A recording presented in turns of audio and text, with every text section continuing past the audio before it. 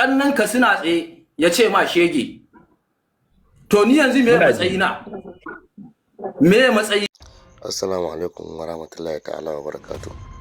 Kamar yadda kuka sani da wannan mutumin shine wanda ya zaki iyayensa.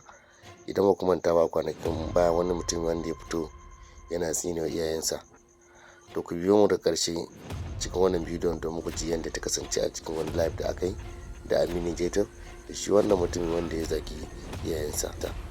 Assalamu alaikum wa rahmatullahi ta'ala wa barakatuh. Mai saurare barkanka da zuwa nan gida na Kabo Hausa TV.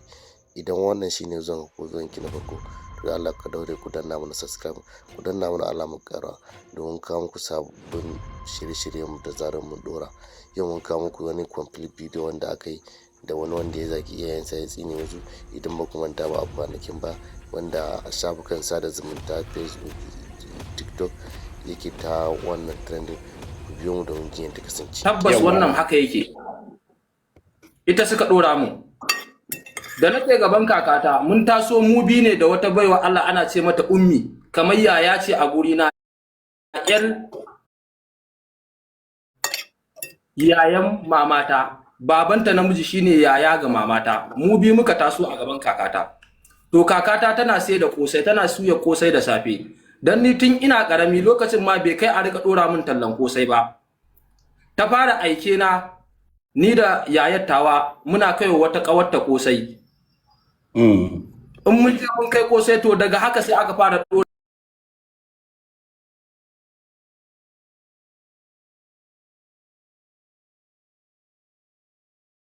in za a ce adalci za su yi mun, in ba za su iya ɗaukar nauyin karatu na ba za su iya kula da ni ba, lokacin tun ina ƙarami ya kamata su ɗauke ni su mayar da ni gaban iyayena,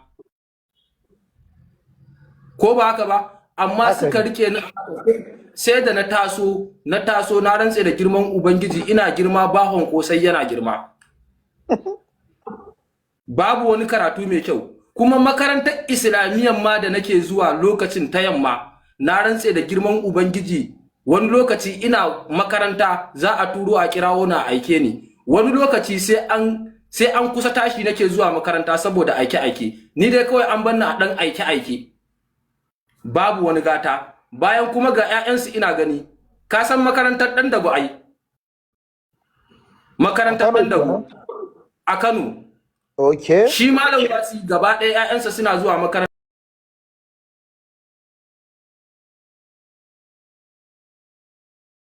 15 ina ga ko 10. 'Ya'yanta suka haɗa kai suka ce wai zan takurawa kakarsu. Kai in ma ƙarshen bayani wallahi daga ƙarshe kusan korata aka yi a gaban kakattawa. Na rantse da tsarkin mulkin Ubangiji suka ce ba na jin magana. Bayan na bar Kano na koma Maiduguri gaban mahaifina. Shi kuma maimakon ya zauna ya fahimce ni kawai ya kama ni da ɗauri. Tunda nake ban taɓa sata ba.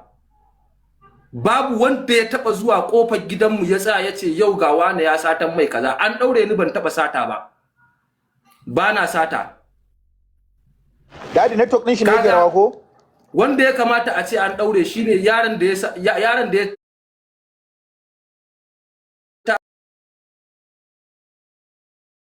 ma billahi allazi huwar rahmanu, na rantse da sarkin mulkin Ubangiji.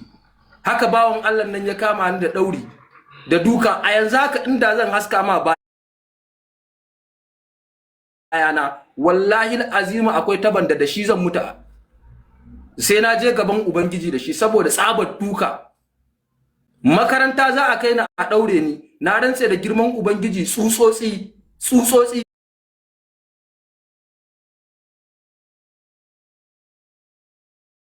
wallahi azimu tunda na koma gaban su ban taba wata 3 ko wata 6 mai kyau a gaban su ba. Daga duka sai dauri, duka na babu dalili, babu gaira, babu dalili, zalunci.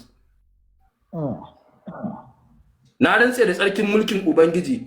To a takaicewa abin da yasa kaga ina zage-zagen nan Aminu Jtop, akwai abin da ya fito daga bakinsa banda bambance da aka nuna min da dama.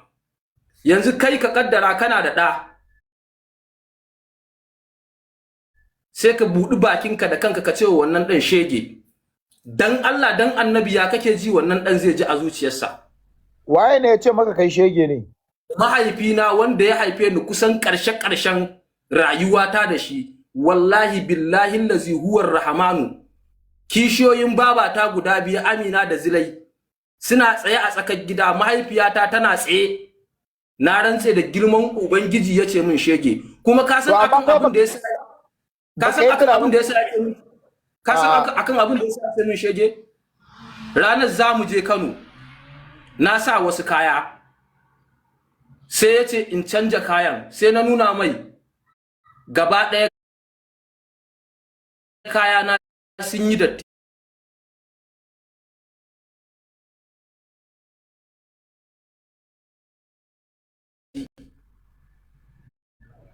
Wa'annan wanda suke jiki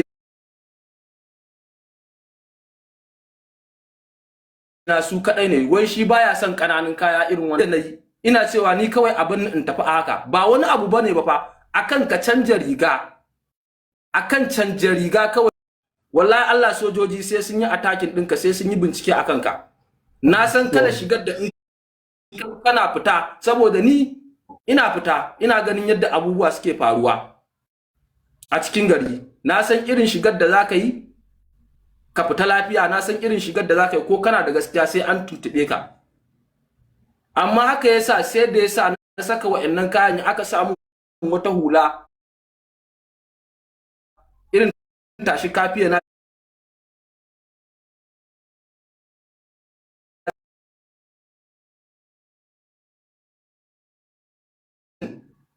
an siya musu keke kowanne, an sa su a makaranta. Amma ni ka san ina aka kai ni lokacin?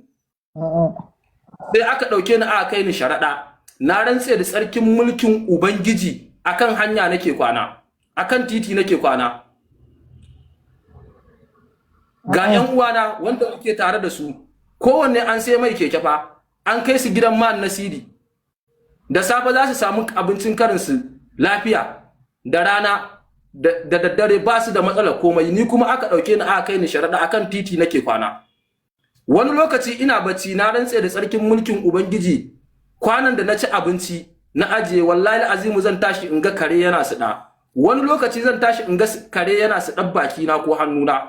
Wani lokaci ina bacci, na sha ganin ƴan yawon dare a kaina da barandami da karnuka. Na rantse da girman Ubangiji. To kaga a wannan lokacin nan da na zauna na yi tunani kafin mu fito daga Maiduguri ga abin da ya ce min. Ka gane? Ya ce shi. Kuma na zo sai na ƙara tabbatarwa da bambancin da ake nuna min tun a baya, har yanzu ana nuna min wannan bambancin nan. To kai baka tunanin da ya ce ma shege ko dama ya saki mamanku ne lokacin ya zo ya haife ka? To ni dai faɗi wannan kalmar, ka san me nace? Nace annabi yayi gaskiya. Annabi dama ya riga ya faɗa shege a gida ake samun sa. Yawwa. Shi yasa ni duk abin da zan yi, zan nemi gafara a gurin Ubangiji. Ya aka yi aka kai ka Kaulaha? Ana da dama, saboda shi ya faɗa da bakinsa, baki shi yake yanka wuya. Wallahi inda ban ji kalmar nan daga gare shi ba, in na yi abin da nake, kar Allah ya sa in tashi a gurin nan. Na rantse da Allah, na rantse da Allah Muhammadu. I'm sorry Daddy Yunu fa ina yawan shiga. Da Allah jama'a ku rike hujjan nan. Cikin abubuwan da yasa yake tsine wa iyayen shi, baban shi ya taba kallon shi ya ce mai shege. Ku dinga rike wayannan hujjojin. Wannan hujja ta farko kenan. Dan muna ladin nan ne dan mu samu meye hujjan da yasa yake abin da yake yi. Ya ce cikin manyan hujjojin shi, baban shi ya taba kallon shi ya ce mai shi shege ne. Na farko Aminu, salamu alaikum. Wa alaikum. Kalmar shege ya kamata mu yi tambaya. Akwai zagi wanda na malam Bahaushe ne. Haka ne? A wane irin siga ya masa zagin? Kalmar shege da ya ce masa, kamar irin zagi da iyaye suka saba kawai a ganka a ce maka shege, a'a shegiya, yar banza, a ubanka, uban ne ma amma zai ce ubanka? Koko ya faɗa ne da gayya, da yaƙinin tabbatar maka cewa kai shege ne. Abin da aka faɗa aka nanata har so 3. Okay. Shege. Har gobe. Kalmar nan da ya faɗa, na rantse da tsarkin mulkin Ubangiji, ni yanzu hotonsa ma ban so in gani a rayuwata. Yanzu na fahimta daman kai in general. Yanzu yanzu ina minti ɗaya. dama ana gana maka azaba har a zuciyanka kana zata ma kai ɗansu ne ma akwai wannan wasu tabbas sai kuma ya zo tabbas ya tabbatar maka shi da furta maka kalmar shege mafarin da ya sa tabbas kenan ka gaskata abin da ya faɗi ka mai da tunaninka baya ka ɗauko irin halin da ka shiga da ƙalubale da kunci da azaba wanda kake zargin daman anya ma kai ɗansu ne ake maka haka tabbas to a nan ne ya sa ƙiyayyar ta fara ginuwa kenan wallahi azimu saboda kai mahaifinka ya tsaya a gaban kishiyoyin mahaifiyarka tana tsaye kishiyoyinta guda biyu suna tsaye ƙannanka suna tsaye ya ce ma shege to ni yanzu me matsayina shi ya haife ni kuma shi ya faɗa min wannan kalmar kuma in ka san in dai bai faɗa min ba wallahi azimu ba zan fito in yi wa mahaifina kazafi ba gaskiya ba za ka yi ba kai mutumin kirki ne na yadda da kai billahi da zai ba za ka yi ba na rantsu da annabi Muhammadu ba zan mai kazafi ba saboda ni ma na san zan iya haifa sosai ka gane to kaga ana kan wannan kadamin lokacin da ya banna a sharaɗa naga wayancan fa ga su nan su a cikin gata ni kuma ga nan a wulakance gaskiya kawai sai na yi tunani dan tun a lokacin ka san me na yi tunani kawai ni bari in tattara ma da ni da su har abada ba za su ƙara jin labari na ba na ga a lokacin na tattara kayana na Abuja na je na tare a Kubwa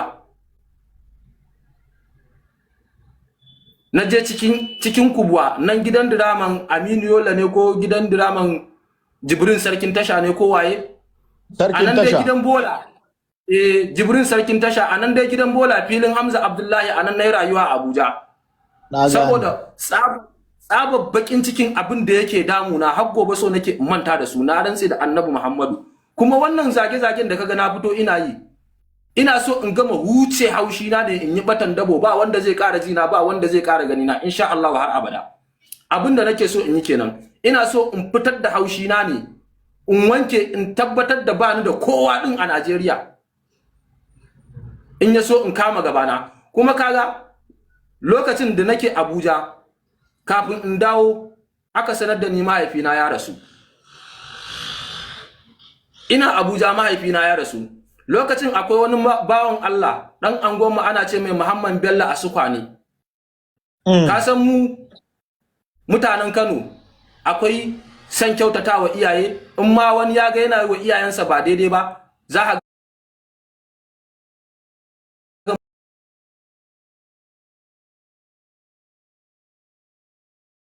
makaranta mu je a sa ni a wannan makarantar na ce mata to shikenan ba wani abu na yadda haka ta yi min dabara muka shiga mota muka je Gashuwa da muka je Gashuwa direct sai ta shakkuka a cikin Gashuwa wani kanin mahaifina yana da shago a tashar kuka tunda muka je tashar kuka muka sauka ya dauke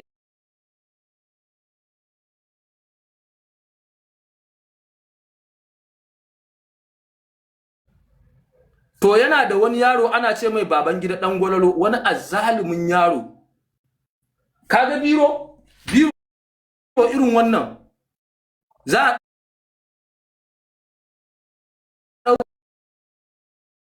zira ya cika da shaken nan zai sa ma biran nan a cikin hancinka yo hura da karfi sai ya shiga har cikin kwakwalwarka to dan Allah dan annabi irin wannan azaba mutum ko yana da lafiya ma dan Allah dan annabi ba za a kada mai kwakwalwarsa ba dole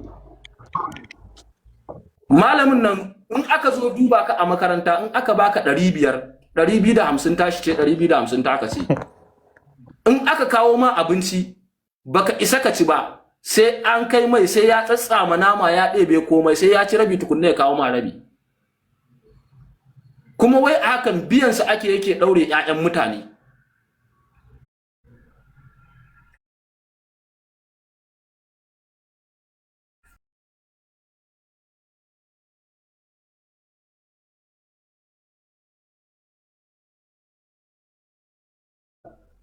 to kaga lokacin da nazo Senegal tun 2015 na rantse da tsarkin mulkin ubangiji babu wanda ya taba daukan waya ya kirawo ni, har ita wacce ta kawo ni sai dai ni in sa credit dina in kirawo ta, amma billahi allazi huwa rahmanu babu wanda ya taba daukan waya ya kirawo ni.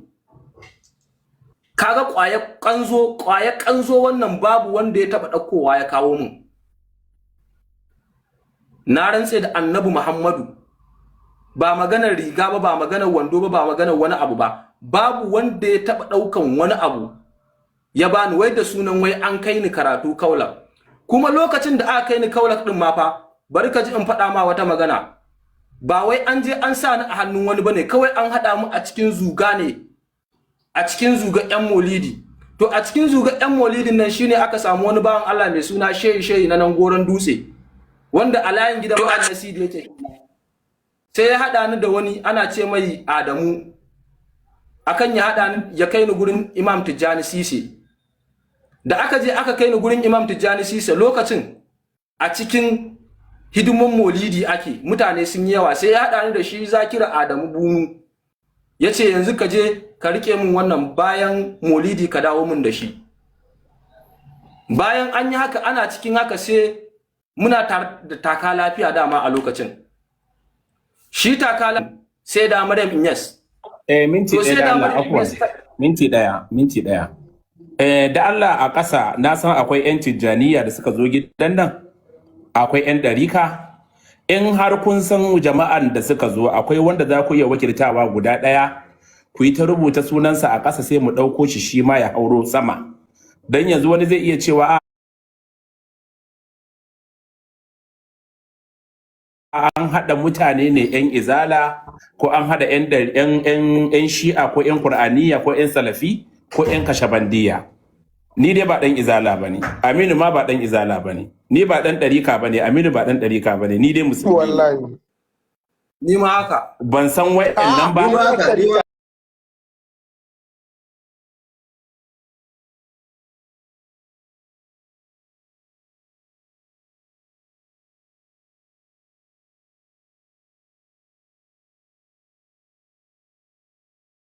A faɗa mishi yayi magana ba tare da zagi ko cin zarafin wani ba, ina haka mantin ɗazu shine abin da ba ku faɗa wa mutane ba. Mun yi wannan wanda aka ɗauko shi kai zuciyarsa nesa nan ba faɗa aka zo ko zagi ko mun yi wannan shimfiɗin Garba. Mun yi wannan shimfiɗin duka. To mu ci gaba mutumi na ci gaba faɗan hukuma da azabtar da kai da aka yi dan uwana, an cuce ka. Yawwa. Daga nan kaga Imam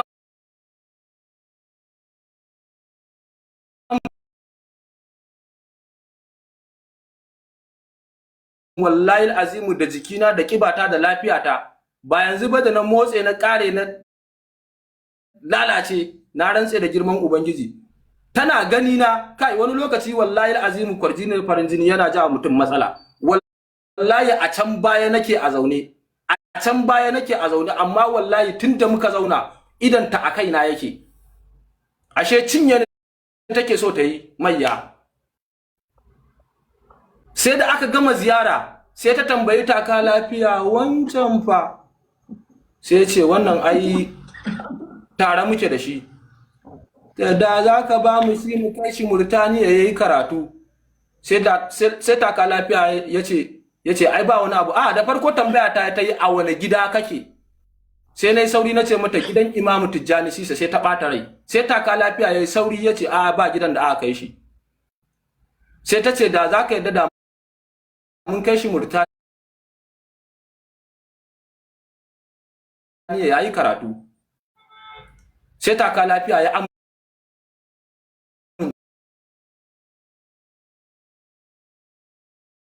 Maryam, wata azababbiyan mata, masifaffiyan mata, aka haɗa ni da ita.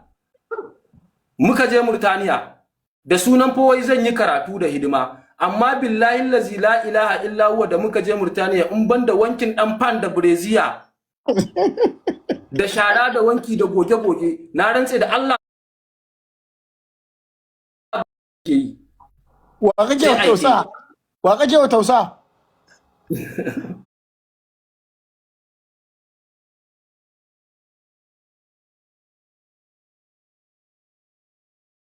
Sai ta raba dare kuma tana tashi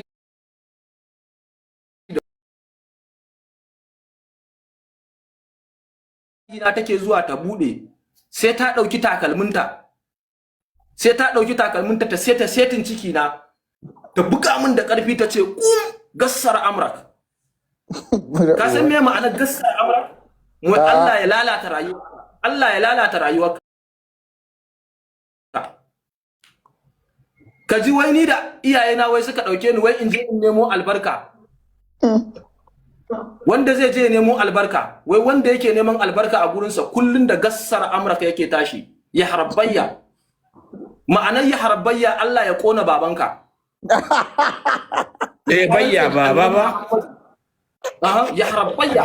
Wannan hasaniya ne, yaran su ne na hasaniya. To da naga ba zan iya ba, sai na ce kai ni ma fa bari in nuna musu cikakken dan duniya ne, biyayya ba hauka ba. Yawwa. Sai na fara biyewa Hausawan garin muna fita. Anan na fara shan sigari dan ni lokacin da nake Najeriya wallahi ko warin sigari ban sha, ban so. Wiwi in za a kwana ana sha, in za a wuna ana sha, bana guduwa. Amma wallahi lokacin da nake Najeriya wanda ya kunna sigari a kusa da ni ma tashi nake, ban san warinta.